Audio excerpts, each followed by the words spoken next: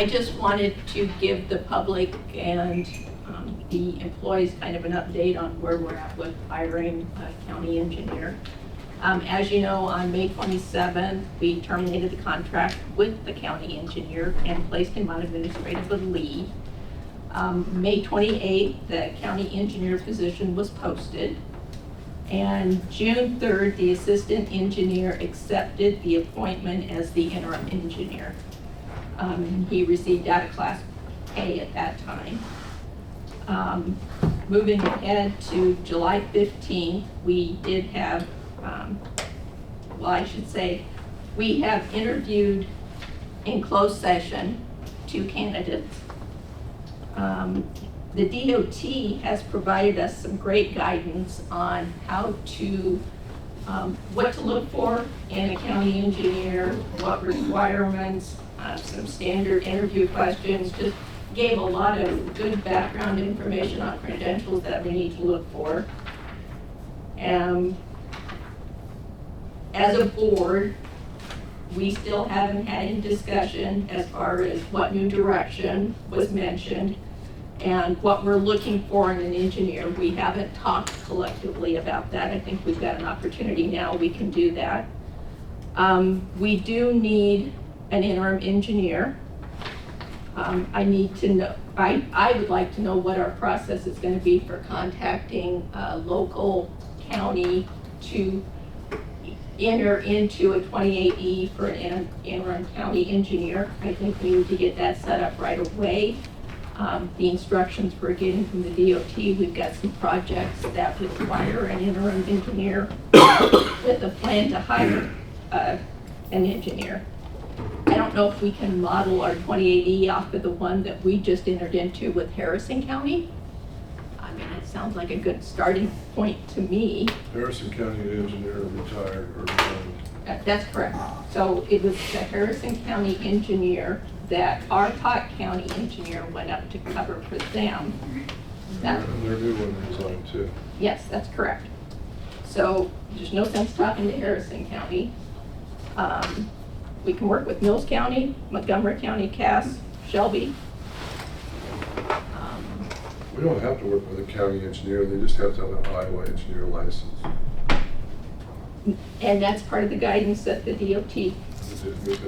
Advanced guidance, that's why it's called that. Why they're sticking their nose in, that's their part of the DOT business. Okay, so what's our plan? What should we do? Hire an engineer, we just had interviewed a couple. Offer them a job.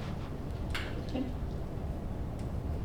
You know, once I would like to make a job offer today to the candidate that we interviewed, I think, 2 weeks ago. And then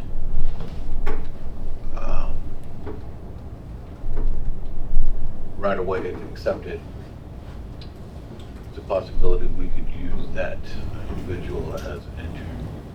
As the interim. But I agree that we have to do something. We could, if we absolutely had to, we could hire or have an engineering firm with a engineering license to handle any projects that require federal funding that require signature. So rather not go that way. However, that's not. Tim, I agree with you. I was impressed with both of these gentlemen that came in to interview. Very qualified. But I'm going to say that the one we interviewed 2 weeks ago probably has more experience as an engineer and the experience that we need in place. I would go with Tim and say this. I would be one to. I would, yeah.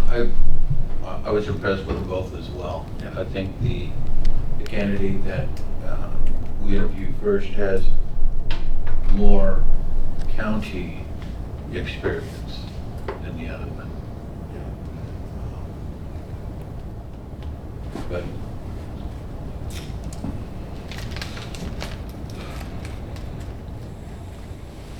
Well, anyway, we can move on to the next agenda item. I just wanted to make sure everybody knew that we were working towards a solution and getting a county engineer hired.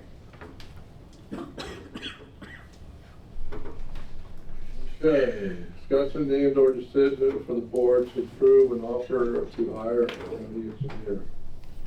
I would make that motion to offer the position to the candidate we interviewed 2 weeks ago.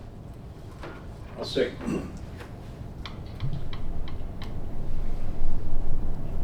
Discussion. I feel we're offering him too much money.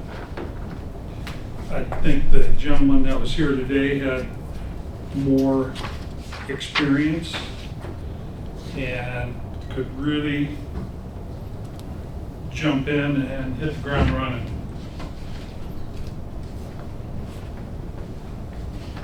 No doubt, we've got some issues we need to overcome in the county. And I think by bringing a total outsider in, I think we set him up for success.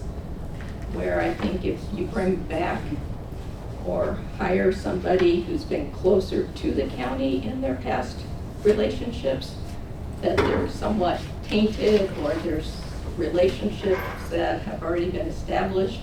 And I just think it would be better for the county to go in a new direction and find somebody who is totally new to the area. I think the first gentleman we interviewed did have a new direction that I was very interested in, and that's expanding our residential development in the county.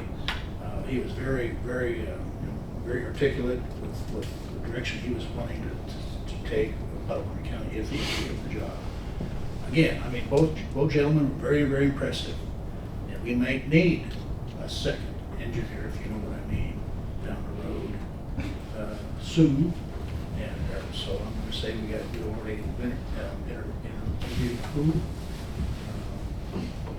I'm going to say let's Tim offer the job to the first one we interviewed. And I think he's very impressive.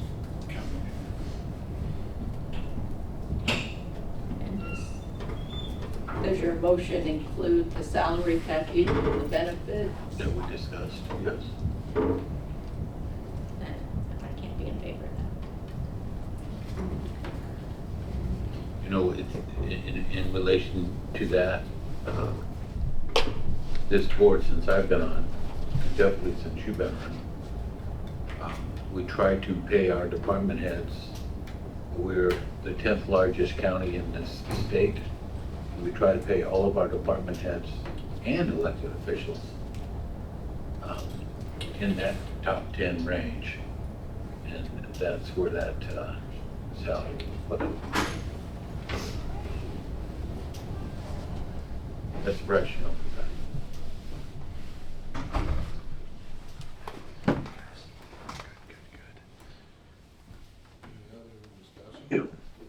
We haven't heard any comments from you, especially. When you vote.